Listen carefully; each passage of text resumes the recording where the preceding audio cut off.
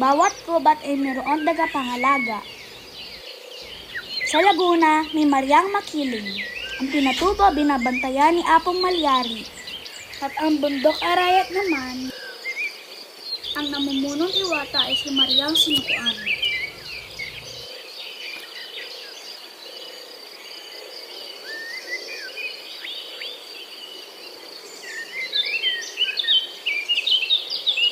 Mabait siya sa mga nangangailangan ng tulong.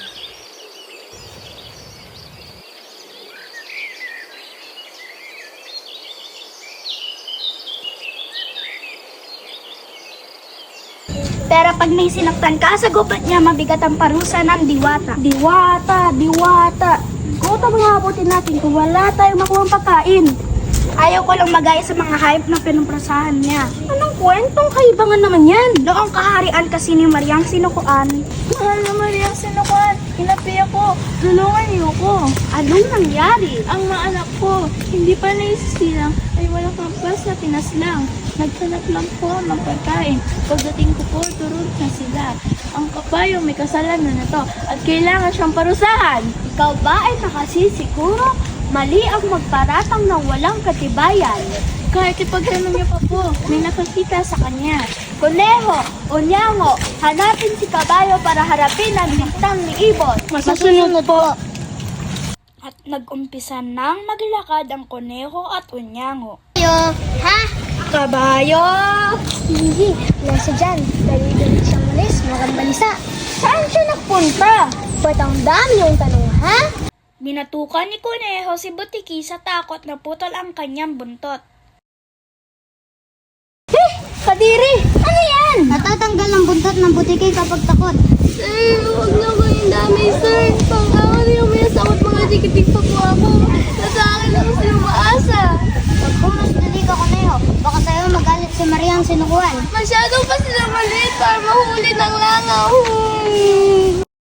At nag-isip si Kuneho sa sinabi ni Onyango at Butiki. Maya-maya biglang gumalaw ang dahon ng halaman at nakita ni Kuneho ang buntot ni Kabayo at sinenyasan si Onyango na huwag maingay at nang humarap si Kabayo nagkatitigan silang tatlo. Takbo, Kabayo! Takbo! Hoy! Hinto! Huminto ka kung ayaw mo masaktan!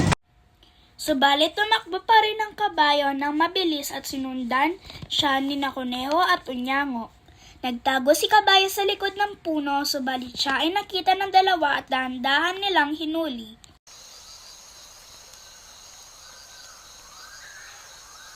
Huli ka! Subalit tumakbo si Kabayo at sinundan uli ng dalawa hanggang sa maabutan ni Kuneho at pinagsisipa sa ulo at napahiga si Kabayo. Tama na yan. At nilapitan siya ni Kuneho at Onyango. Hayaan niyo magpaliwanag. Eto matakas ka eh. Kay Maryang Sinukuan ka magpaliwanag. Magpaliwanag ka na lang kay Maryang Sinukuan. Huwag po! Huwag po! At binitbit nila si Kabayo kay Maryang Sinukuan. Mahal na Aga, di ko po tinatadya na matapakan ko ang pugan ni Ibon. Kasalanan ito ni Palaka. Si Palaka? Kumawak pa siya ng pagkalakad-lakad, kaya po ako nagulat. Masyado ka naman matatakotin. Di po ako matatakutin. Duwag ako! Duwag! Kuneho, Onyango, hanapin si Palaka.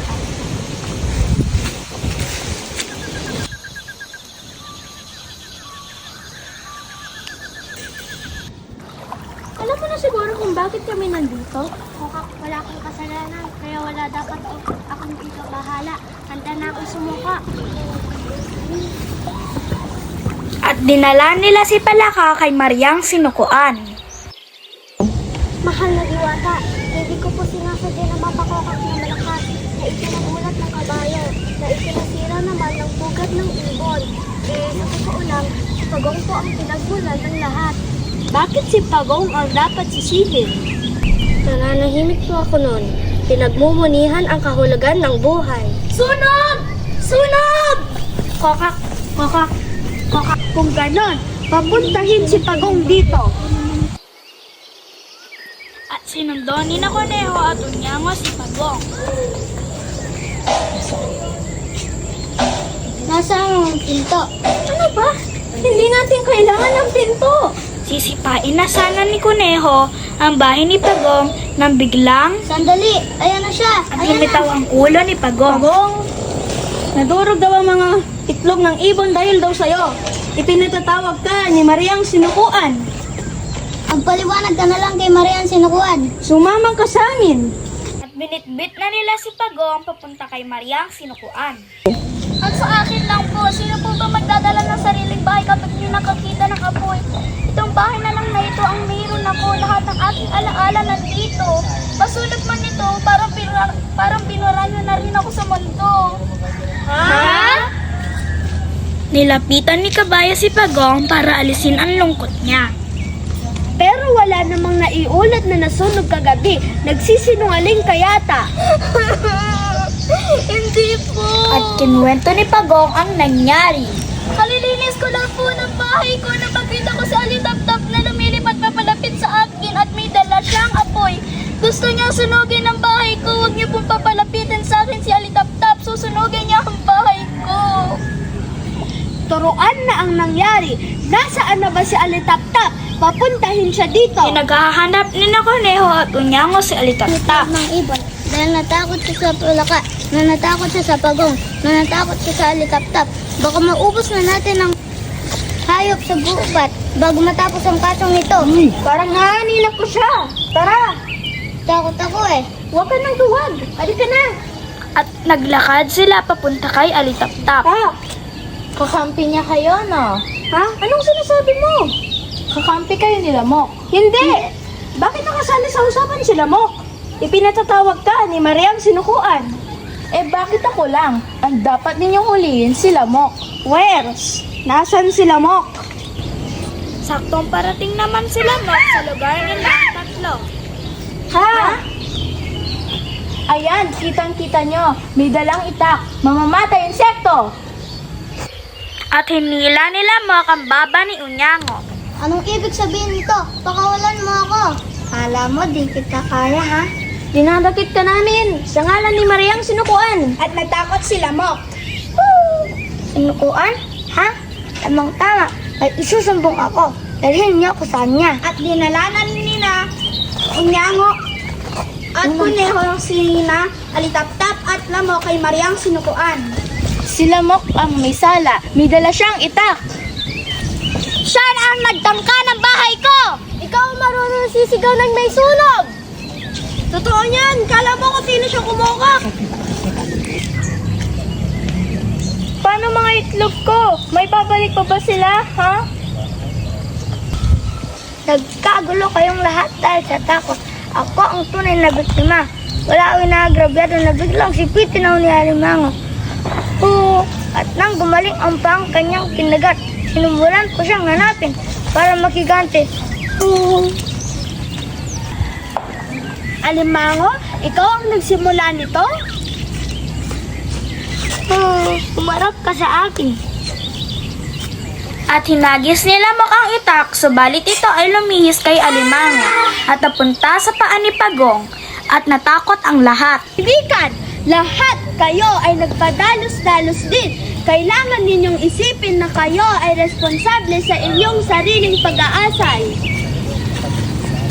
Simula ngayon, ibon, sa itaas ka na ng puno gagawa ng pugad. Ikaw naman kabayo, lalayuan ka na ng marami dahil magiging ugali mo na ang pagsipa at pagdamba. Ikaw naman palaka, dahil hindi ka muna nag-iisip bago buksan ang iyong bibig, yang kukak mo na yan ang magiging boses mo sa habang buhay. Ikaw naman Pagong, dahil masyado mong mahal ang iyong ari-arian, hindi ka na mahihiwalay sa iyong bahay.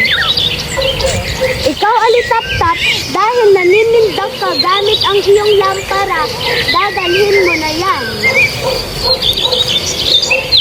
Ikaw Alimango, dahil sa gilid ka mag-isip, tagilid ka na rin maglalakad.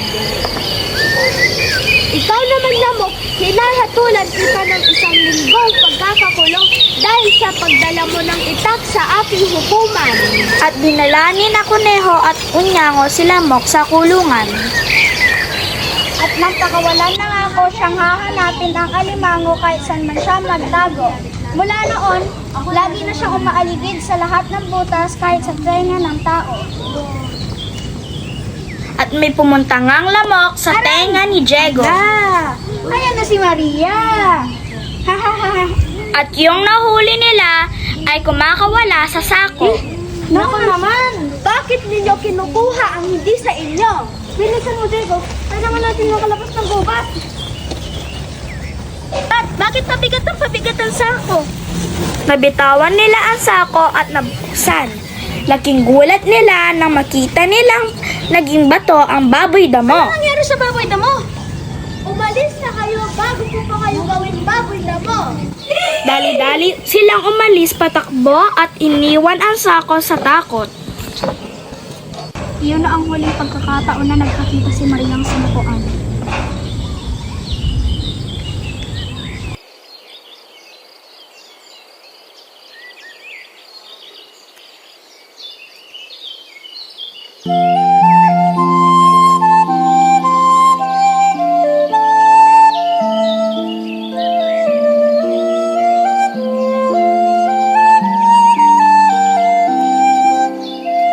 Sa pagdaan ng panahon, kinalimutan na si Mariang sinukuan na wala tinig ng hustisya sa bundok Arayat.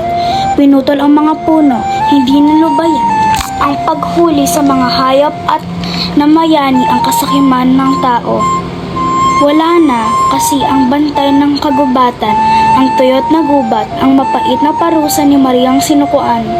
Naniniwala ako na balang araw babalik din siya para ibalik ang ganda ng bundok. Babalik siya kapag natuto na tayong pangalagaan ang kalikasan.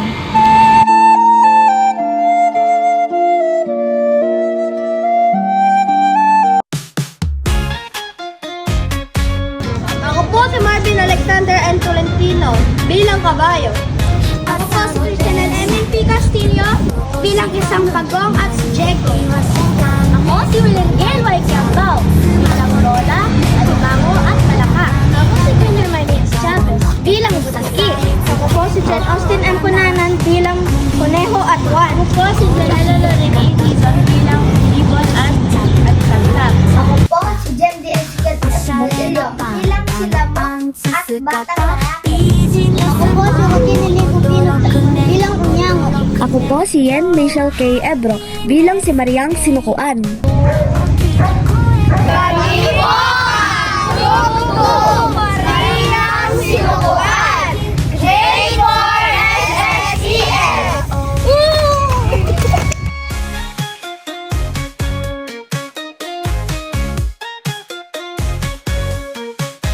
Lunchtime はサンドイッチパーティー2つはもちろんジャムとチーズテーブルの上スマイルの山 Pero pagメッセージ伝えたい ayaw ko lang mag 戻れた書類とにらめっこ buntot.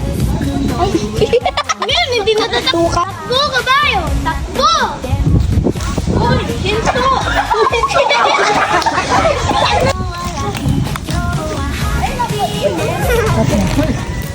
Ako po si Janasin M.